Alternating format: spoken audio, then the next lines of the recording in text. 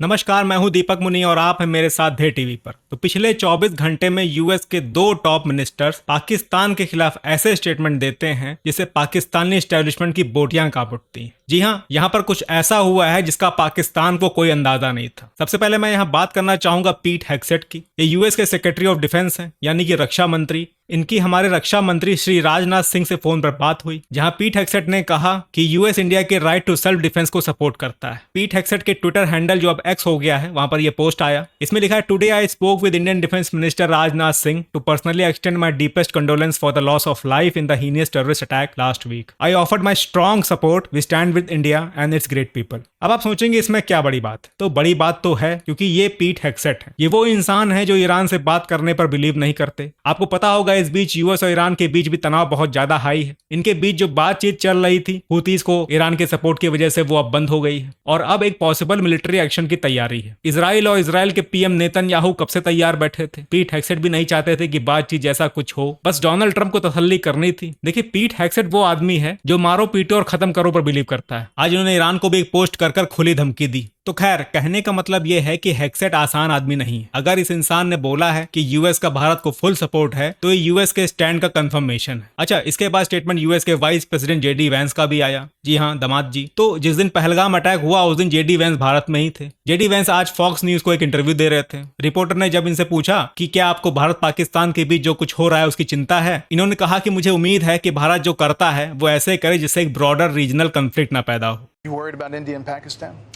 Well, sure. I'm worried about any time you see a hotspot breaking out, especially between two nuclear powers.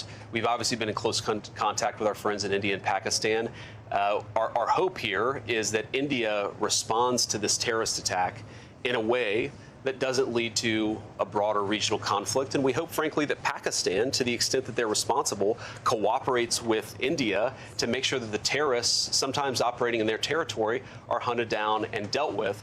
That's how we hope this unfolds. We're obviously in close contact. We'll see what happens. और साथ में यह भी बोला कि पाकिस्तान को भारत के साथ कोऑपरेट करना चाहिए, ताकि उनकी जमीन से जो टेररिस्ट अटैक होते हैं, वहां से जो लोग ऑपरेट करते हैं, उनको हंट डाउन किया जा सके, यानी कि मारा जा सके। अब आप बताइए, ये पाकिस्तान से ये कह रहे हैं कि आप इंडिया को अलाउ करिए कि इंडिया वहां पे आए और जाके उन टेररिस्ट को ठोके, यानी पाकिस्तान खुद इंडिया को लेकर जाए और कहे ये देखो लाहौर में यहाँ पर हाफिज सईद रहता है, जाओ जाके मार के आओ। देखिए, अब इनकी बातों से ये बात तो एकदम साफ है कि यूएस चाहता है कि इंडिया एक्शन ले। यूएस पहले भी कह चुका है कि US support India's right to self defence. Pete Hegseth ने भी कह दिया, जेडी वैंस ने भी यही बात बोल दी। अच्छा, दूसरी बात यह कि इन्होंने पब्लिकली बोला कि टेररिस्ट एक्टिविटीज पाकिस्तान की सॉइल से होती हैं। ये अपने आप में एक बहुत बड़ी बात है। पाकिस्तान इतने दिनों से रो रहा है, हमने नहीं किया, इंडिपेंडेंट इंक्वायरी करा लो, कुछ करा लो। हम पर भारत गलत इल्जाम लगा रहा है, फॉल्स फ्लैग रेस कर रहा है। सबसे पहले शहबाज शरीफ अमेरिका के पास गए, इन्होंने सबको टटोला, सबको बोला मीडिएट करो वरना भारत अब की बार हमें बहुत मारेगा। यूएस के पास गए, बात नहीं बनी तो रशिया और चाइना के पास भी गए, वहां पर भी इनकी बात नहीं बनी। चाइना के पुराने अलाय हैं, तो चाइना ने कहा कि भैया हथियार चाहो तो ले लो, हमें इस लफड़े से दूर रखो। इन्होंने भी कहा होगा ठीक है मालिक, कम से कम हमें अपना PL-15 मिसाइल ही दे दो। चाइना ने कहा ठीक है ले जाओ। जिसके बाद ये वहां से 2-4 ठो मिसाइल लेकर चले आए। रातों रात इन्होंने चाइनीज आइटम GF-15 में लगाया और सुबह चमकाना शुरू कर दिया कि देखो चाइना ने हमें ये दिया, चाइना हमारे साथ खड़ा है। देखिए, पाकिस्तान इस वक्त पूरी तरह से अकेला पड़ गया है, इसलिए डरा हुआ है और सहमा हुआ है। इनको बिल्कुल भी अंदाजा नहीं था कि अब की बार आर पार की नौबत आ जाएगी। सोचे होंगे पिछली बार जैसे ही लिमिटेड कोई सर्जिकल स्ट्राइक और एयर स्ट्राइक होगी, थोड़ा बड़ा नुकसान होगा, हम संभाल लेंगे। देखिए, पाकिस्तान ने जब से होश संभाला है, इनकी सारी एनर्जी, सारे रिसोर्सेस से भारत को बर्बाद करने में लगाए गए हैं। देखिए, पाकिस्तान उन जरंटों में है जिनको अगर ऊपर वाला आकर वरदान भी दे और ये शर्त रखे कि तू अपने लिए जो भी मांगेगा उसका दुगना मैं भारत को दे दूंगा, तो ये कहेंगे या खुदा मुझे आधा बर्बाद कर दे ताकि भारत पूरा बर्बाद हो जाए। तो ऐसे हैं ये लोग। अब सोचिए, यहाँ भारत ने सिर्फ कहा है, कुछ किया नहीं, और ये लोग IMF से मिले हुए फंड से अपनी टैंकों में डीजल भरवा कर मिलिट्री एक्सरसाइज किए जा रहे